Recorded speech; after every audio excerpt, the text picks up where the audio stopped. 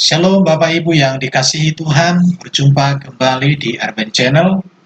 Pada sesi ini saya membahas satu topik, memahami makna kata kita dalam kitab Kejadian pasal 1 ayat 26.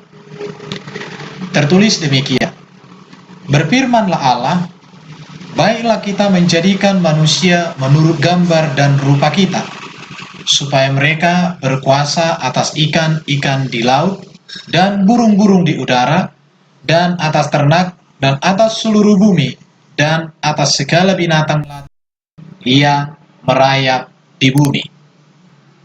Kata kita di dalam teks ini ada dua, yaitu baiklah kita menjadikan manusia menurut gambar dan rupa kita. Apakah arti kata kita di dalam ayat ini?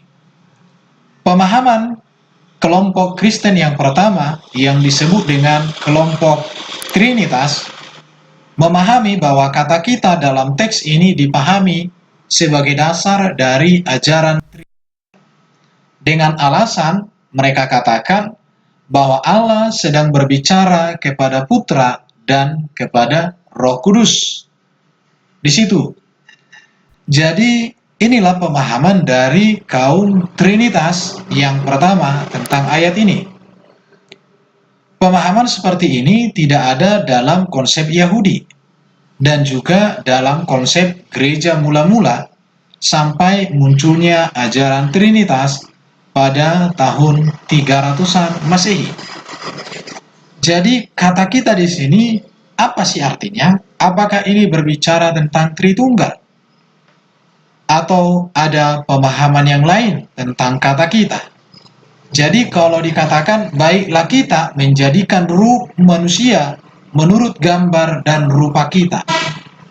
Kalau di sini berarti rupanya bagaimana? Gambar Allah seperti apa? Ini beberapa pertanyaan-pertanyaan terhadap ayat tersebut. Pemahaman yang kedua tentang ayat Kejadian 1 ayat 26, yaitu pemahaman kaum rabbinik Yahudi, di mana kaum rabi Yahudi memahami bahwa kata di sini artinya Allah sedang berbicara dalam sebuah sidang ilahi yang dikelilingi para malaikat. Namun, ajaran ini menimbulkan pertanyaan, apakah malaikat ikut turut menciptakan manusia? Ada juga pertanyaan, apakah Tuhan harus meminta kesepakatan atau meminta izin atau memberikan laporan kepada malaikat untuk memulai sebuah karya? Apakah demikian? Baru ada lagi pertanyaan, mengapa tidak pada awal penciptaan saja Tuhan melibatkan malaikat? Mengapa ketika menciptakan manusia? Ini beberapa pandangan tentang arti kata kita di dalam teks tersebut. Kalau orang yang mengajar tentang Trinitas atau kaum Trinitarian, Trinitas mengatakan bahwa kata kita di sini menuju kepada Tritunggal, Allah Bapa, Putra, dan Roh Kudus. Tetapi hal ini pun masih mendapatkan perbedaan dan perdebatan. Sedangkan kaum rabbinik mengatakan ini berbicara tentang sebuah sidang ilahi di mana dikelilingi oleh malaikat. Berarti malaikat ikut menciptakan, maka gambar dan rupa manusia menurut malaikat. Baru manusia diciptakan menurut gambar dan rupa Allah Bapa, Anak, dan Roh Kudus. Ini dua pemahaman yang berbeda terhadap arti kata kita tersebut. Tetapi jika kata kita dalam Kejadian 1 ayat 26 diartikan sebagai Tritunggal, maka kata kita dalam Kejadian pasal 3:22 juga harus diartikan sebagai Tritunggal. Demikian juga jika kata kita dalam Kejadian 1 ayat 26 diartikan sebagai sidang ilahi, maka demikian juga dengan Kejadian pasal 3 ayat 22. Pertanyaannya adalah, siapakah dari salah satu pribadi Tritunggal yang diserupai oleh manusia Adam dan Hawa, yaitu tahu tentang yang baik dan yang jahat? Kalau kita mengacu kepada Kejadian 1 ayat 26 sebagai Tritunggal, kata kita di situ berarti di dalam Kejadian 3:22, maka seharusnya juga kata Tritunggal ini. Pertanyaannya, siapa dari salah satu pribadi Tritunggal yang diserupai oleh manusia Adam dan Hawa, yaitu tahu tentang yang baik dan yang jahat. Yang kedua pertanyaannya adalah, siapakah dari anggota sidang ilahi yang diserupai manusia Adam dan Hawa, yaitu tahu tentang yang baik dan yang jahat? Ini dua pertanyaan. Jika kita konsekuen memahami bahwa kata kita di sini adalah kata Tritunggal, atau kata kita di sini artinya adalah sidang ilahi, maka dua pertanyaan ini terhadap ayat Kejadian 3:22 harus bisa dijawab. Tetapi ini sesuatu hal yang tidak mungkin bisa diartikan, karena memang pengertiannya ini adalah pengertian yang boleh saya katakan saya kurang setuju. Oleh karena itu, Bapak Ibu yang dikasihi Tuhan, ada pemahaman yang ketiga tentang arti kata kita di dalam Kejadian 1:26 dan juga Kejadian pasal 3:22. Dikatakan begini, kitab Kejadian pasal 1 ayat 26 ini ditulis dalam bentuk prosa atau cerita, bukan sebuah bentuk laporan tentang proses penciptaan dalam alam semesta secara ilmu pengetahuan. Dan dikatakan dalam pemahaman yang ketiga ini, dalam sastra Yahudi, kata jamak tidak selalu dapat diartikan jumlahnya lebih dari satu secara bilangan atau jumlah atau angka. Itu dalam konteks sastra Yahudi. Kata jamak tidak selalu dapat diartikan bahwa jumlahnya lebih dari satu, atau secara bilangan jumlahnya atau angkanya lebih dari satu. Dikatakan dalam konsep Ibrani, sesuatu yang agung, sesuatu yang besar, yang tidak bisa diterangkan manusia secara detail, atau sesuatu di mana manusia tidak mampu untuk menjelaskan dan memahami sesuatu itu secara detail utuh, ini dikatakan selalu ditulis dengan memakai bentuk jamak. Jadi dalam sastra Yahudi, dalam konsep Ibrani, bahwa kata jamak itu bisa juga diartikan sesuatu yang besar, sesuatu yang mulia, di mana keagungan dan kebesarannya itu tidak bisa dipahami oleh manusia secara detail, maka itu ditulis dalam bentuk jamak. Demikian pengertian ketiga. Oleh karena itu, maka Allah dalam kemahaan merancang atau merencanakan penciptaan manusia untuk berkuasa atas segala ciptaan. Jadi, di dalam Kejadian pasal 1 ayat 26, berfirmanlah Allah, baiklah kita menjadikan manusia menurut gambar dan rupa kita. Artinya di sini, menurut pemahaman yang ketiga, bahwa Allah dalam kemahaannya, dalam keagungannya, dalam kebesarannya, merancang atau merencanakan penciptaan manusia supaya manusia berkuasa atas segala ciptaan. Inilah pemahaman kelompok yang ketiga terhadap kata kita di dalam Kejadian 1 ayat 26. Jadi menurut kelompok yang ketiga, Allah tidak mengajak Anak dan Roh Kudus untuk menciptakan manusia, dan juga Allah tidak mengajak malaikat dan para malaikat lainnya untuk menciptakan manusia.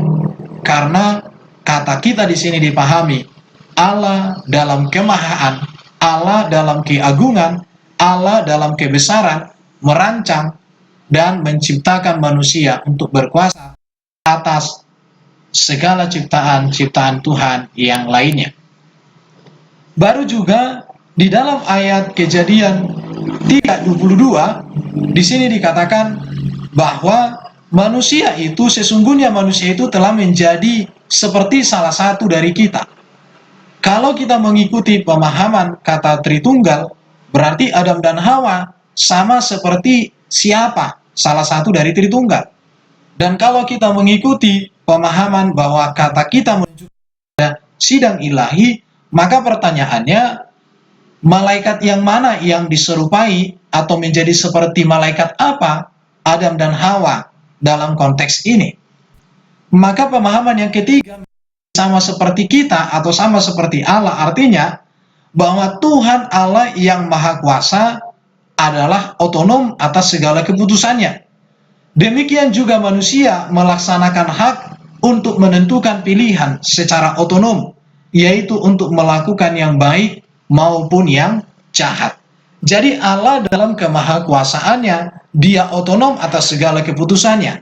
Maka demikian juga manusia memiliki kemiripan, maka dikatakan seperti salah satu dari kita.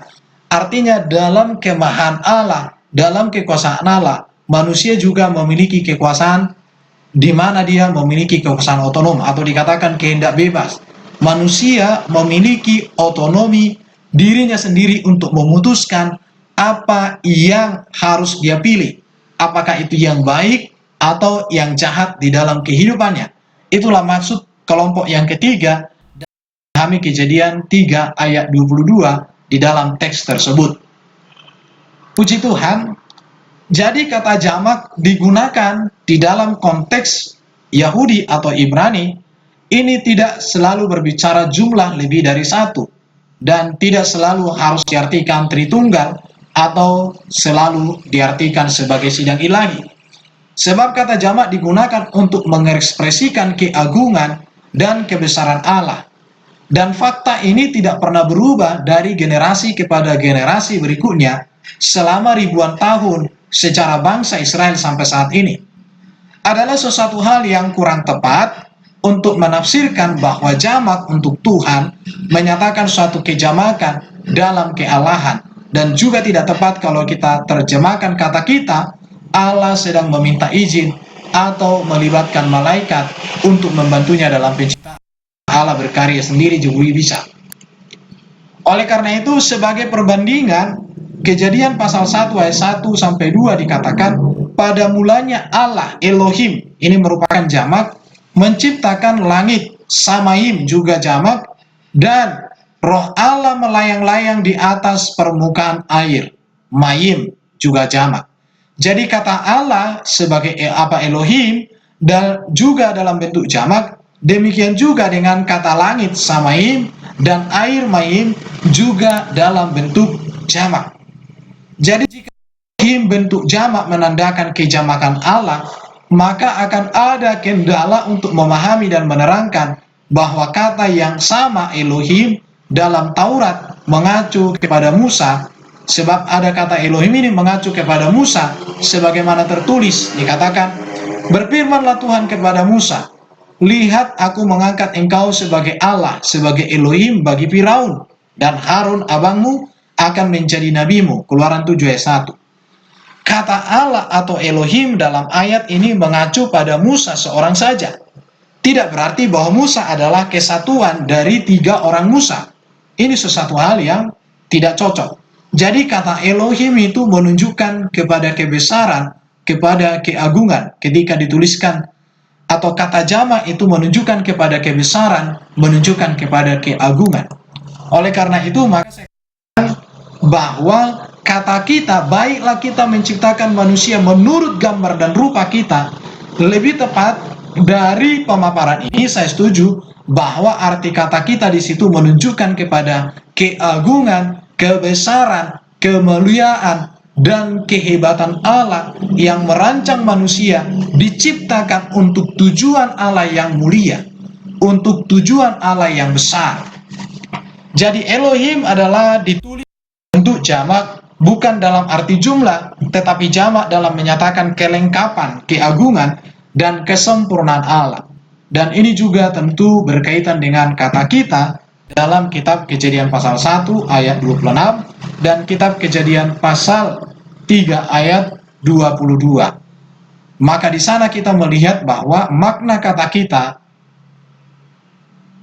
dipahami sebagai sebuah keagungan, sebagai sebuah kelengkapan, kebesaran, dan kesempurnaan Allah. Itulah yang bisa saya paparkan melalui materi ini. Kiranya informasi ini menambah sebuah pemahaman atau wawasan bagi kita. Bagi Bapak Ibu yang ingin memberikan masukan, silakan tuliskan di kolom komentar supaya kita semakin memperkaya pengetahuan kita terhadap kebenaran-kebenaran Alkitab. Terpujilah Tuhan, terpujilah Allah kita. Terima kasih sudah mendengarkan pembahasan ini dari awal sampai selesai. Shalom bagi kita semua. Tuhan Yesus memberkati. Amin.